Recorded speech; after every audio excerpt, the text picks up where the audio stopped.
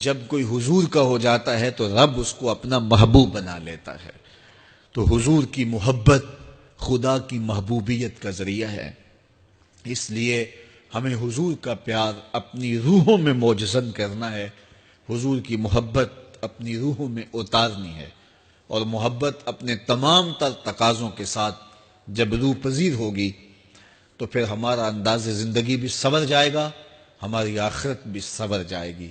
محبت کے من جملہ تقاضوں میں سے سب سے بڑا تقاضا محبوب کی اطاعت ہے کہ بندہ جس سے پیار کرتا ہے اس کی بات مانتا ہے۔ یہ ہے دعوی محبت کا ثبوت، اس کی دلیل۔ اور حضور کے صحابہ کی زندگیاں دیکھیے کہ انہوں نے حضور علیہ السلام کے ساتھ کیسے پیار کیا، حضور کی محبت میں اپنی عادتوں کو بدل دیا۔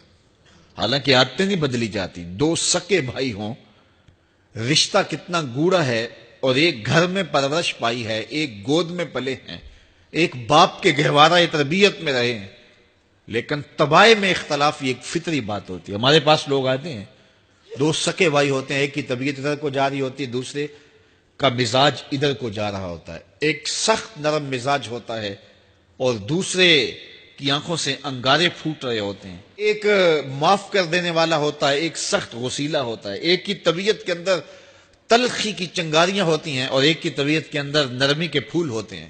آپ نے بھی دیکھا ہوگا، تو یہ ایسا ہوتا ہے۔ اب اسی طرح کھانے پینے کی چیزوں میں طبائع کا اختلاف یہ فطری بات ہے، ایک کو ایک چیز پسند ہوتی ہے، دوسرے کو وہ چیز پسند نہیں ہوتی ہے۔ بعض اوقات ماں کو مسئلہ ہوتا ہے کہ یہ چیز اگر میں تیار کرتی ہوں تو میرا دوسرا بیٹا نہیں کھاتا، تو اس کے لیے بعد سے الگ سے کوئی چیز تیار کرنی پڑتی ہے کہ اس کی ڈیمانڈ یہ ہے اور میرے اس بیٹے کی ڈیمانڈ یہ ہے۔ مائیں مزاج سمجھتی ہیں، ایک آغوش میں پرورش پانے کے باوجود خون ایک ہے، گہوارہ تربیت ایک ہے، دودھ ایک ہے، لیکن طبیعتوں کے اندر اختلاف پایا جا رہا ہے۔ لیکن صحابہ کی زندگیاں دیکھیے، انہوں نے اپنی طبیعتیں بھی حضور کی طبیعت کے سانچے میں ڈھال دی۔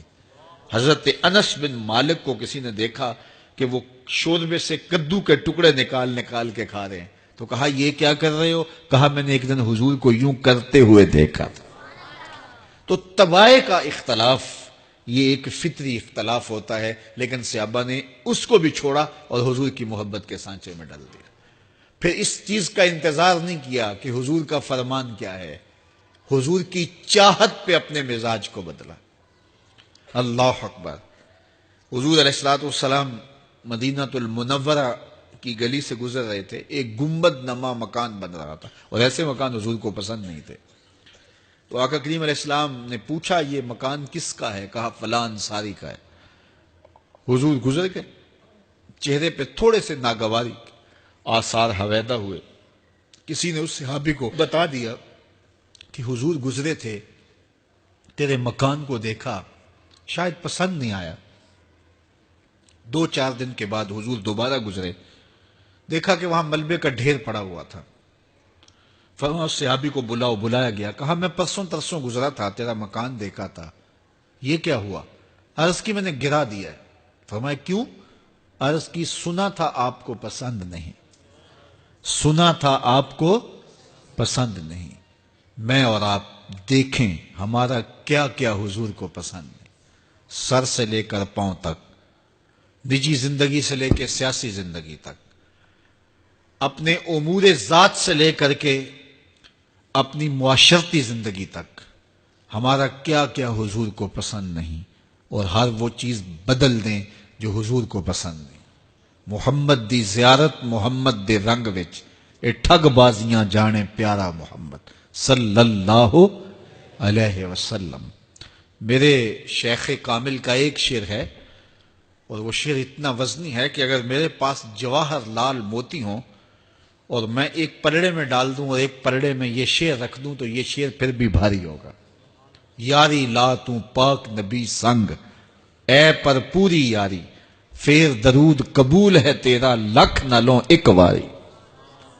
1.25 لاکھ مرتبہ درود پڑھنا ایک طرف، اور ایک دفعہ حضور کی ذات پہ درود پڑھنا، ان کی محبت کے سانچے میں یوں ڈھل کر کے جو وہ کہتے ہیں وہ میری زندگی کا عمل ہے، یہ اس سے وزنی ہے، یہ اس سے بھاری ہے۔